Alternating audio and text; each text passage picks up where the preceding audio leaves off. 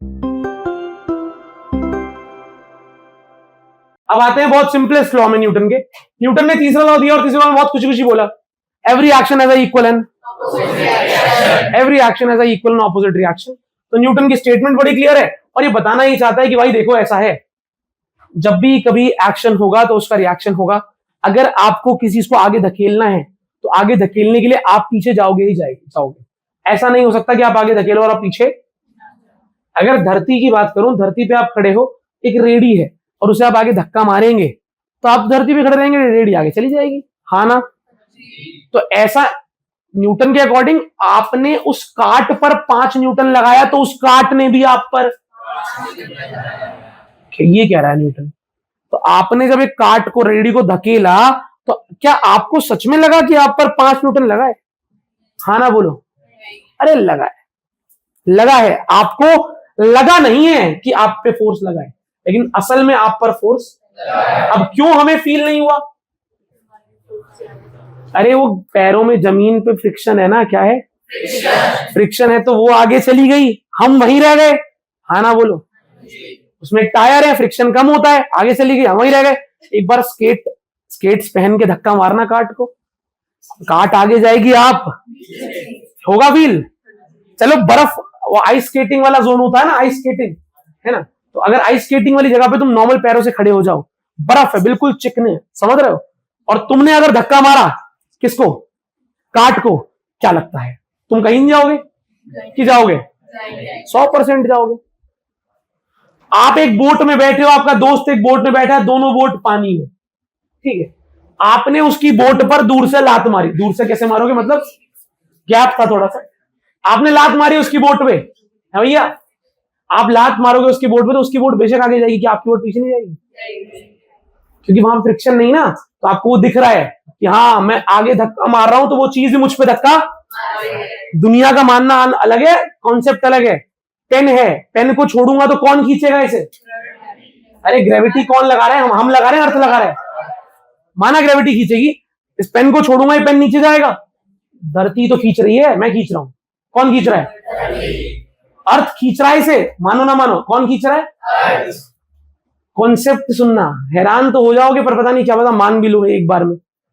जब मैं इस पेन को छोड़ रहा हूं तो धरती इस पेन को खींच रही है, यकीन मानो ये पेन भी धरती को खींच रहा है, यकीन मानो, बोला ना मैंने, सच है। पर हमें फील, तुम पता है क्या सोचते हो, तुम कहते हो सच वो है जो हमें फील हो रहा है, जो हमें दिख रहा है, जो नहीं दिख रहा वो सच नहीं है। तो बालक ये मान के चलो कि बहुत कुछ तुम्हें नहीं दिख रहा और वो सब कुछ सच है। पेन को अगर छोड़ूंगा तो पेन नीचे जाएगा, क्योंकि अर्थ उसे खींचेगा। अर्थ अगर पेन को खींचेगा तो पेन भी अर्थ को, ये न्यूटन ने कहा। न्यूटन ने बोला आप किसी को धक्का मारोगे वो आपको धक्का मारेगी, आप किसी को खींचोगे वो आपको खींचेगी, और ये न्यूटन का लॉ है। लॉ मतलब हर जगह लगता है और ये सच है।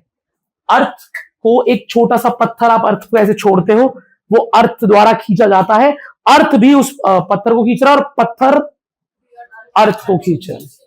अब ये सवाल आपका जेन्युइन है, भैया फील क्यों नहीं हो रहा? जवाब दे दूंगा मैं इसका कि फील क्यों नहीं हो रहा। मैं स्टेटमेंट दोबारा बोल देता हूं, every action has a equal and opposite.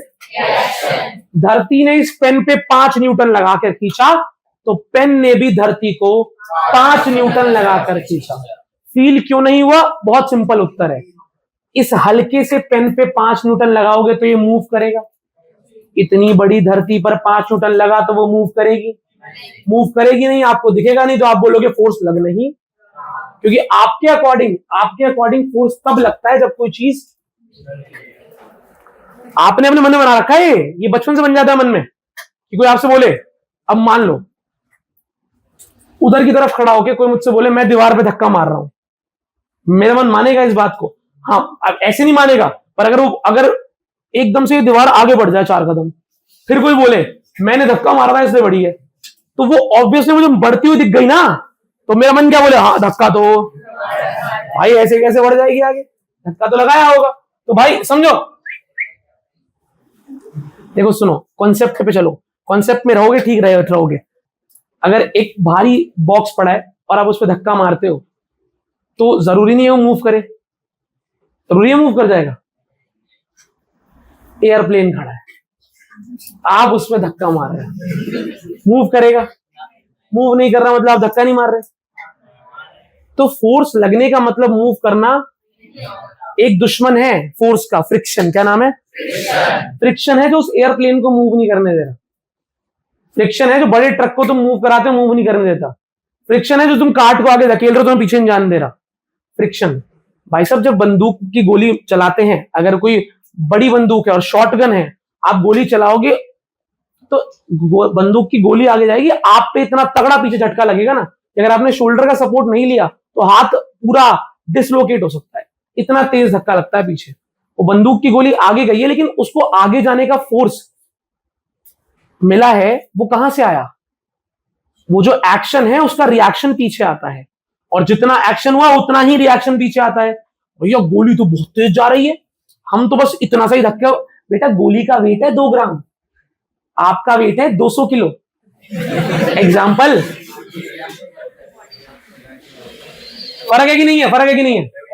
तो मास भी तो अलग अलग है, फोर्स बराबर लग रहा है, फोर्स, लेकिन मास अलग अलग है, इसलिए अलग अलग फील। सच क्या है? सच है कि जो फोर्स का दुश्मन है ना, फ्रिक्शन, अगर फोर्स के दुश्मन को हटा दे, तुम यकीन नहीं मानोगे, अगर फोर्स के दुश्मन को हटा दे तो आप अपनी छोटी उंगली से अगर एक एरोप्लेन पे टच करेंगे ना, वो मूव कर जाएगा। फ्रिक्शन हट गया अगर, तो आप अगर एयरप्लेन पे खड़ा है, नॉर्मल रनवे पर प्लेन, आप गए और आपने ऐसे उस पर हाथ रख दिया, छोटी फिंगर यूं टच कर दी, बस टच करने से प्लेन मूव कर जाएगा। अगर जहां प्लेन खड़ा है वहां फ्रिक्शन ना हो, सिर्फ टच करने से। ये जो आप कहते हो ना भारी चीज को मूव करना मुश्किल है, अरे भारी को मूव करना मुश्किल, हल्के को मूव करना आसान, सिर्फ फ्रिक्शन की वजह से है।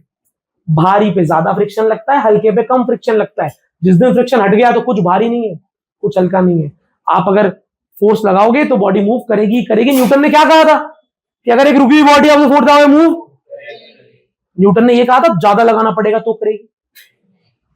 एक बॉडी रुकी हुई है, थोड़ा सा फोर्स लगाने से मूव कर जाएगी। वो क्यों नहीं कर रही? फ्रिक्शन। फ्रिक्शन पढ़ाएंगे आगे, फ्रिक्शन का टॉपिक आएगा। तो खैर, to every action there is a equal and opposite.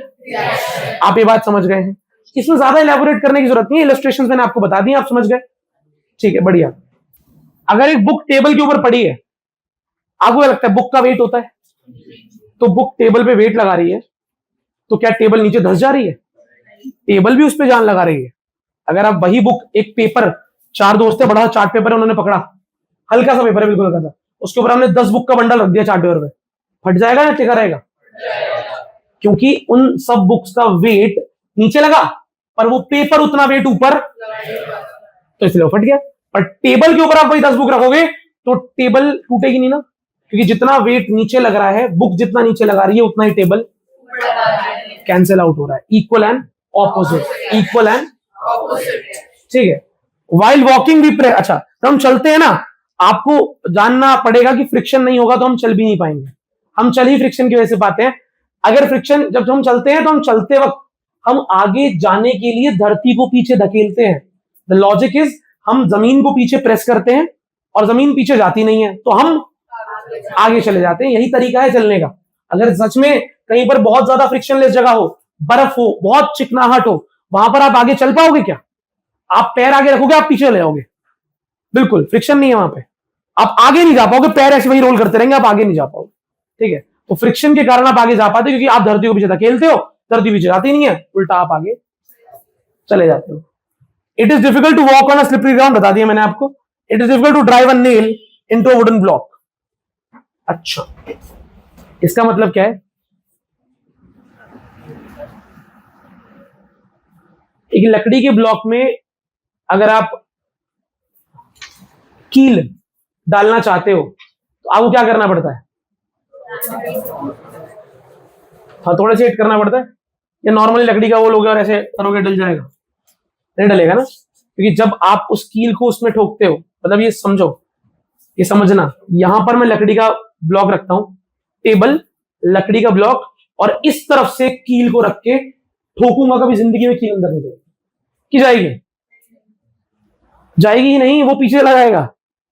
बड़ी टेबल, लकड़ी का ब्लॉक उसके ऊपर, और इस तरफ से आप कील को लेकर उस पर ठोकोगे कील अंदर जाएगी या ब्लॉक पीछे हो जाएगा? ब्लॉक कह रहा है मेरे को इस कील पे फोर्स लगाना है, उल्टा एक्शन तो हो रहा है, मुझे रिएक्शन देना है, तो उसके लिए जब हम उस ब्लॉक को दीवार से सटा देंगे, दीवार से हटा दिया, अब मैं जब कील ठोकूंगा यहाँ पे तो फिर वो उल्टा धक्का लगा पाएगा और फिर एक्शन रिएक्शन, तब वो कील अंदर जाएगी। नहीं आया समझ में? ठीक है।